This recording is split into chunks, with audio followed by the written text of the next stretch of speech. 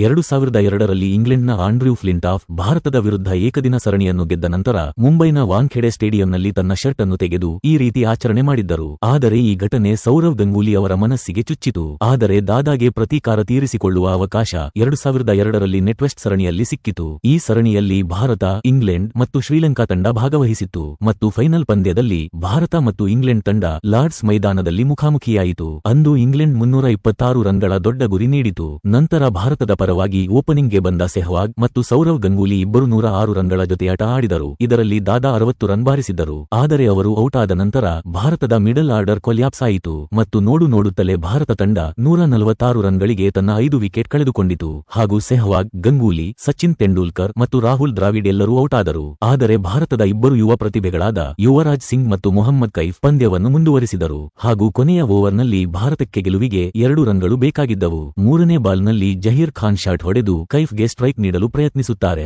ಆದರೆ ಆ ಸಮಯದಲ್ಲೇ ಭಾರತ ತಂಡ 2 ರನ್ಗಳನ್ನು ತೆಗೆದುಕೊಂಡು ಪಂದ್ಯವನ್ನು ಗೆಲ್ಲುತ್ತದೆ. ನಂತರ ತಕ್ಷಣವೇ ದಾದಾ ತಮ್ಮ ಶರ್ಟ್ ತೆಗೆದು ಅದ್ಭುತವಾದ ಆಚರಣೆ ಮಾಡುತ್ತಾರೆ. ಇದು ಕ್ರಿಕೆಟ್ ಇತಿಹಾಸದ ಕೋಲ್ಡೆಸ್ಟ್ ಸೆಲೆಬ್ರೇಷನ್ ಆಗಿದೆ. ಸ್ನೇಹಿತರೆ, ದಾದಾ ಅವರ ಈ ಸೆಲೆಬ್ರೇಷನ್ಗೆ ನೀವು 10ರಲ್ಲಿ ಎಷ್ಟು ಅಂಕ ನೀಡುತ್ತೀರಾ? ಕಮೆಂಟ್ ಮೂಲಕ ತಿಳಿಸಿ.